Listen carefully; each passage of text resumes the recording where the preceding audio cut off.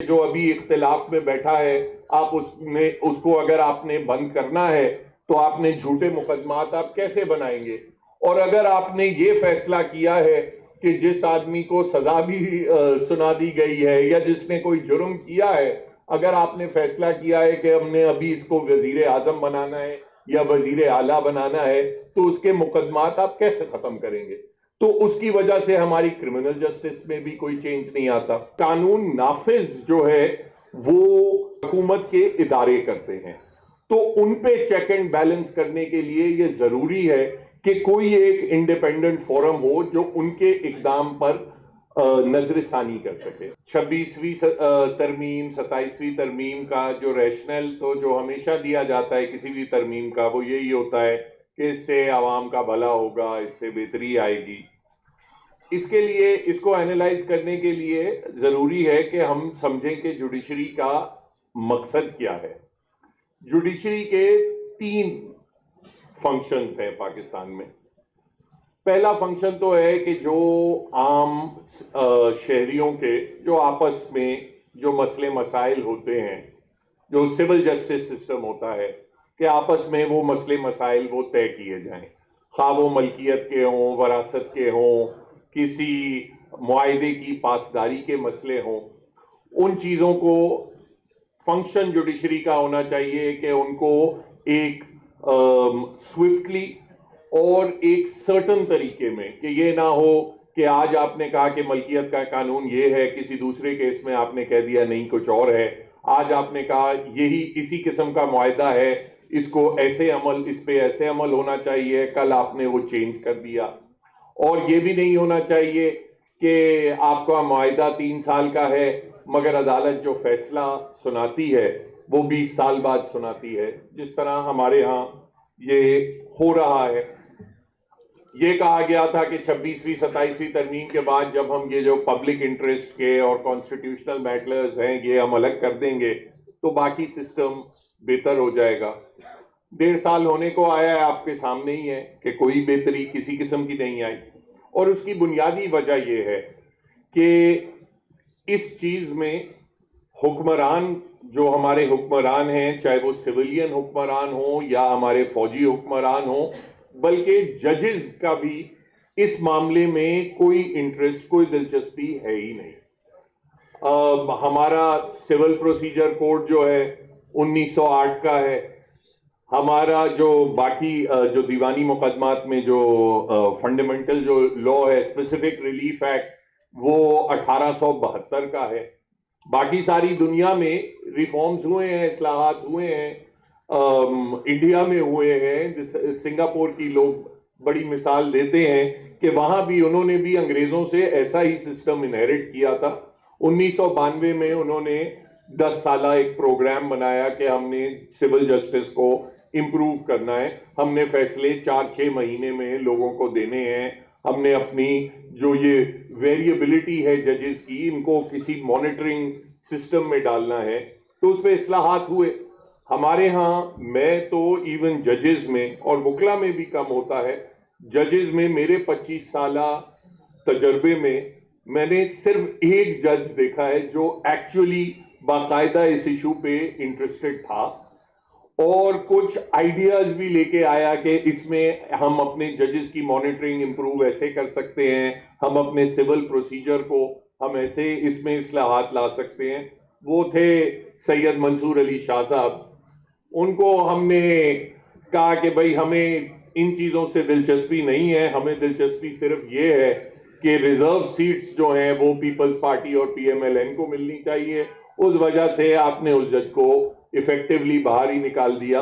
اور اب وہ ییل اور یونیورسٹی آف پینسلوینیا ان کو آفرز دیتے ہیں کہ آپ آ کے یہاں ہمارے پروفیسر بنے۔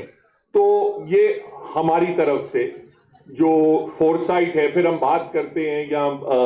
مفتا اسماعیل صاحب بات کر رہے تھے، انویسٹمنٹ نہیں ہوتی، کوئی اکنامک ڈیولپمنٹ نہیں ہوتی، جب تک آپ کا ایک سول جسٹس سسٹم ایسا نہیں ہو جو معاہدے، جو لوگوں کو معاہدے کی پاسداری پہ وہ یقینی بنائے، تو تب تک آپ کے ہاں کیوں انویسٹمنٹ ہوگی؟ یہاں تو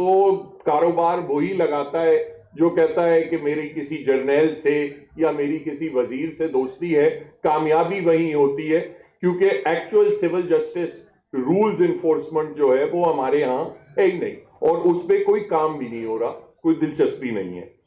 دوسری چیز ہے کرمنل جسٹس سسٹم۔ کسی بھی ملک میں اگر رول آف لا لانا چاہتے ہیں تو آپ کو یہ یقینی بنانا پڑتا ہے کہ بھائی کوئی مجرم ہے تو اس کو ایک مخصوص ٹائم پیریڈ میں اسے اس کی کوئی سزا ملے گی، اور اگر کوئی ملزم ہے جو بے گناہ ہے اس کو آپ ایک مخصوص ٹائم پیریڈ میں آپ اسے ان مقدمات کی اذیت سے فارغ کر دیں گے۔ آپ نے وہ سسٹم بھی نہیں رکھا۔ یہاں جو مجرم ہے اس کو بے شک آپ 2-4 سال قید کر دیتے ہیں، اس کے بعد وہ بیل پہ چھوٹ جاتا ہے اور ایونچولی بری ہی ہوتا ہے، اور جو بے گناہ ملزم ہے اس کو بھی آپ اسی طرح 2-4 سال قید رکھتے ہیں، پھر اس کو بیل پہ وہ چھوٹ جاتا ہے اور 10-20 سال کے بعد وہ بھی بری ہو جاتا ہے۔ تو جب آپ نے سزا جزا کا کوئی سسٹم ہی نہیں رکھا تو آپ کیسے ایکسپیکٹ کرتے ہیں کہ ہمارے ملک میں رول آف لا آئے گی؟ اب وہاں کرمنل جسٹس کی جو ریفارم کی بات آتی ہے، وہاں صرف ایک دلچسپی کا فقدان نہیں ہے، وہاں تو ایک ایکٹیو انٹرسٹ ہے۔ ہمارے جو مقتدر حلقے ہیں وہ چاہتے ہی نہیں کہ یہ system, criminal justice system reform ہو، کیونکہ اگر یہ ریفارم ہو گیا تو پھر آپ کیسے انشور کریں گے کہ جو ابھی اختلاف میں بیٹھا ہے اس کو اگر آپ نے بند کرنا ہے تو آپ نے جھوٹے مقدمات آپ کیسے بنائیں گے؟ اور اگر آپ نے یہ فیصلہ کیا ہے کہ جس آدمی کو سزا بھی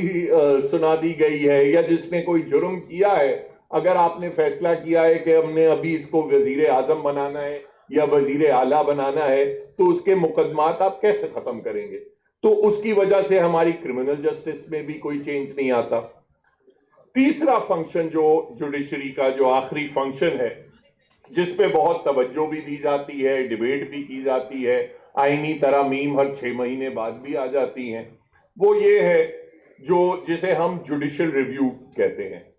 کسی بھی جمہوریت میں یہ ضروری ہے کہ ایک آزاد عدلیہ ہو جو ریاستی اداروں کے اقدامات پہ نظر ثانی کرے۔ اس کے بغیر جمہوریت نہیں چل سکتی، اور اس کی وجہ ہے، بیسک وجہ ہے، اس کا یہ مطلب نہیں ہے کہ آج یہ حکمران بیٹھے ہیں کل یہ حکمران بیٹھے ہوں گے۔ اس کی وجہ یہ ہے کہ جو قانون سازی ہے وہ حکمران جماعتیں کرتی ہیں، اور قانون نافذ جو ہے وہ حکومت کے ادارے کرتے ہیں۔ تو ان پہ چیک اینڈ بیلنس کرنے کے لیے یہ ضروری ہے کہ کوئی ایک انڈیپینڈنٹ فورم ہو جو ان کے اقدام پر نظر ثانی کر سکے۔ اس کے بغیر ڈیموکریسی نہیں ہو سکتی۔ ہمارے ہاں مسئلہ یہ ہے کہ ہم الیکشنز کو جمہوریت سمجھتے ہیں، الیکشنز پہ توجہ رہتی ہے،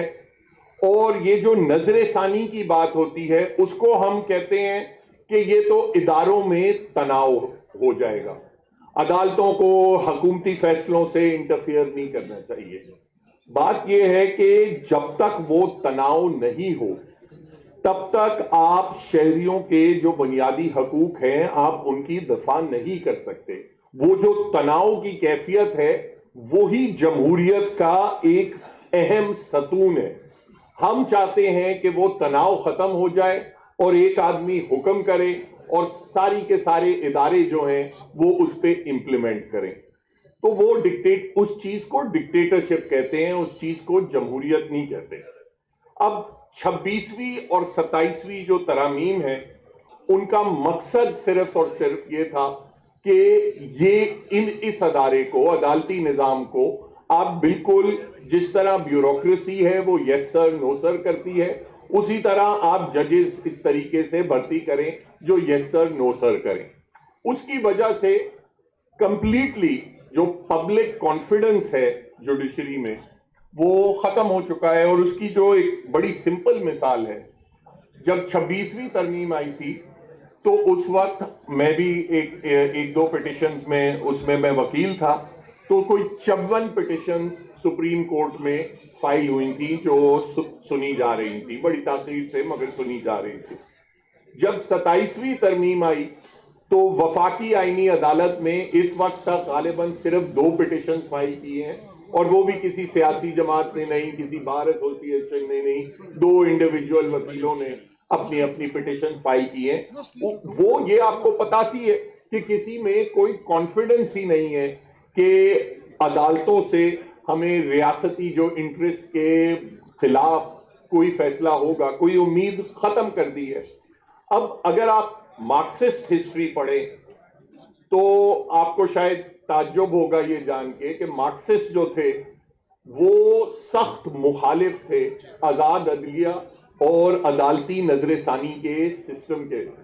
وہ تنقید یہ کرتے تھے کہ اگر عدالتیں آزاد ہوئیں اور واقعتاً کبھی نہ کبھی کسی کو ریلیف دے دیں ریاستی انٹرسٹ کے خلاف، تو لوگوں سے انقلاب کا جو جذبہ ہے وہ نکل جائے گا ان کے دلوں سے۔ تو وہ کہتے تھے کہ یہ انقلاب کی راہ میں رکاوٹ ہے آزاد عدلیہ۔ میں چونکہ مارکسسٹ نہیں ہوں، اپنا وکیل ویسے بھی کوئی ریولوشنری نہیں ہوتے، میری جو تھنکنگ ہے وہ یہ ہے کہ بھائی خدا کے واسطے اگر آپ اپنے اداروں کو اتنا کمزور بنا دیں گے کہ وہ کبھی آپ کے فیصلوں کو، کبھی آپ کی انٹرسٹ کے خلاف جائیں گے ہی نہیں، تو آپ عوام کو بیسیکلی دھکیل رہے ہیں انقلاب کی طرف، کیونکہ آپ ان سے ساری امید ان سے چھین رہے ہیں۔ تو کم سے کم جو مفتاح صاحب بات کر رہے تھے معاہدے کی، یہ بڑا ضروری ہے، کیونکہ دیکھیں یہ رجیم چینج ہوگی کسی نہ کسی وقت، تو رجیم چینج ہوگی، اور رجیم چینجز جو ہیں وہ ضروری نہیں ہے کہ صرف پبلک اپوزیشن سے چینج ہو۔ رجیمز اگر چاہے آپ بنگلہ دیش دیکھ لیں، نیپال دیکھ لیں، یا آپ ماضی میں فرینچ ریولوشن، رشین ریولوشن کا بڑا سنتے تھے، ان کو بھی دیکھ لیں، رجیم چینجز ہمیشہ 2 چیزوں سے ہوتی ہے، ایک پبلک اپوزیشن ہوتی ہے اور دوسرا رجیم کے اندر دراریں ہوتی ہیں، اور جب پبلک اپوزیشن پیک پہ آتی ہے تو وہ دراریں بڑھتی جاتی ہیں، شدت آزما جاتی ہیں، اور ایونچولی پھر یہ ہوتا ہے کہ رجیم کے اندر ہی کوئی آ کے محل کا دروازہ کھول دیتا ہے، جب عوام اندر گھس جاتی ہے تو پھر دمادم مست قلندر ہوتا ہے۔ مگر آپ کوشش تو کریں کہ کم سے کم جب رجیم چینج ہو تو ہم دوبارہ اسی سائیکل میں کنٹینیو نہ کریں۔ میں تو فرینکلی اپنا جب عمران خان صاحب کی حکومت تھی اس وقت بھی ہم بڑی تنقید کرتے تھے کہ کئی غیر جمہوری طریقہ کار اپنائے گئے، باجوہ صاحب کا رول ہے، فیض حمید صاحب کا رول ہے، مگر ہم نے دیکھا کہ رجیم چینج ہوئی